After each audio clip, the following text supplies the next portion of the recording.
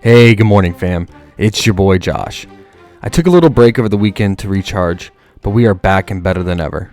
And rest in peace, Nets. It was a fun ride. The Slim Reaper went down fighting like we expected, and he cleared his props, so shout out to him. But word on the street is that Ben Simmons declared himself active for Game 5. But no, it was an interesting season for the Nets, to say the least, with all the twists and turns. And I think it ended how we expected, now with hindsight, but let's get right into it. You know the drill. We have another 3-game slate, so let's get hunting. The Hawks at Heat has a 7-point spread and a 217 implied total. I can't wait for the series to be over. It's a complete mismatch and so boring to watch. The Heat have figured out the formula for stopping Trey. They are blocking all the lanes to prevent easy points in the paint and stopping those easy drives to the basket, which the Hawks rely on so much with those Trey drives and lobs to Capella. Also, the Heat are focusing on not fouling to avoid Trey racking up all those points that he usually does from the free throw line. So I think we could consider going under on Trey's free throws, since the lanes will be clogged and the Heat will control and restrain their hands on defense. And here's a little stat that kind of blew my mind when I first saw it. So far in the series, the Hawks have a sub 100 offensive rating with Trey on the court. But when he's off the court, they have a 115 offensive rating. So actually the Hawks are much better with him out. This just goes to show how much the Heat have focused on stopping him this series. So with that said, I will probably avoid Trey for the most part. Nate McMillan should be playing Bogdan and Wright more and Herter less, but he is very stubborn and does not like to make adjustments, so I doubt we will see that. But I still like both of their fantasy point potential. Wright has been a spark plug off the bench for them and a machine on the offensive glass. And Hunter is a secondary play, but he will have open 3-point looks, so maybe we could consider his 1.5 3-point prop. Jimmy Butler has been blowing right by Hunter all series long, and he's a complete mismatch for him. So we can definitely target Jimmy's fantasy points since he will fill the stat line and command the offense. And Depot was dusted off last game, and he was very efficient on offense. And he actually played pretty well on defense, more so than Hero, but that's not saying much. But we could consider his fantasy or real points depending on the lines. And speaking of Hero, his minutes are not safe due to being a defensive liability, but his PRA and assist props are tempting with Lowry out, but it's very risky. I think Gabe will continue to earn more minutes because of his defense on Trey, which was solid last game, and his offense will be needed too, so maybe we want to go with Gabe's points instead. The T-Wolves at Grizzlies has a 6-point spread and a 232 implied total.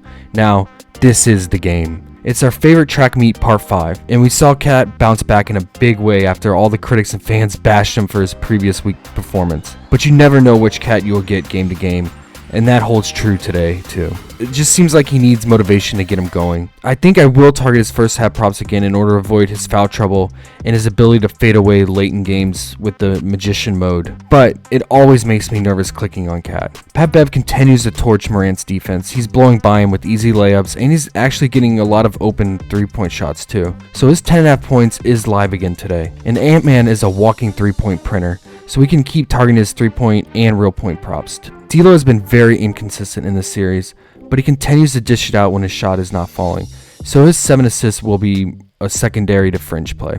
Chris Finch has adjusted his defense for preventing Morant from driving and cutting to the basket. They are basically creating a wall at the top of the key to prevent Morant from getting to the paint easily. As a result, Morant is dishing it out to open shooters and getting easy dimes. Since this worked so well in the last 2 games for the T-Wolves, I assume they do the same thing today, so I expect Morant to dish it out again, and thus I will target his 9.5 assist prop. And I will pair this with Bane's points as he turned into the primary scoring option on the Grizzlies. They have relied on his scoring and 3-point shooting, so both his points and 3-point props are in play. He's kept the Grizzlies alive in this series, that's for sure. And then I will also consider Tyus Jones fantasy or real points since he continues to play alongside Morant and has been very effective offensively, especially when Morant is struggling or getting trapped. And lastly, Clark's fantasy points is live again today. He has been the other major offensive threat who's been productive in this series. Just lock and load this game as always. The Pelicans at Suns has a 7-point spread with a 216 implied total. The Pelicans keep surprising us while the Suns keep disappointing, but this game is returning to the desert and we should expect a bounce back game here, especially for Chris Paul, who had one of his worst games of the year. I like his 12 assists because I think his shooters around him will shoot better today, as role players tend to shoot and play better at home. Mikal Bridges and Cam Johnson really need to step it up if the Suns want to avoid the upset, so I will target Bridges' PRA or fantasy points. and Ayton's fantasy or real points are live since he is a primary offensive threat with D-Book out. For the Pelicans, Brandon Ingram continues to dominate offense and lead the team in scoring. He has found mismatches when Bridges is switched on to McCollum, and he is exploiting them. He was torching Torrey Craig when he was out there with cuts and drives to the basket. Craig could not keep up with him, and Crowder also struggled to stop him too. So I'm really curious to see how Monty Williams responds. He's a good coach, so I expect him to make some major adjustments today. But I will still consider Ingram's 26.5 points and his PRA since he racks up boards and assists too. McCollum will keep chucking it from 3, so his 3-point prop is in play, and real points if Ingram gets trapped with more attention from the Suns defense, like we think. And J-Val continues to crush the Suns on the glass, so we could consider his 12.5 rebounds again. So let's recap our favorite targets so far. First, Jimmy Bucket's fantasy points. Second, Morant's 9.5 assists. Third, Bane's 20.5 points. Fourth, Chris Paul's 12 assists. Fifth, Cat's first half 11.5 points or first half fantasy points. And lastly, Ingram's 26.5 points or just maybe Collins' 23.5 points. Because I have this gut feel that Monty tries to stop BI today, leaving more open shots and opportunity for CJ. But that's just a hunch I'm going to go on. All these games have pretty high spreads, so we might have to tread lightly. But we do get our favorite track meet, and it's Taco Tuesday. So keep an eye out for those discounts and definitely go vote to make sure that we choose the right one as a group. And please hit that like button on the way out. We always appreciate that. You guys are the best.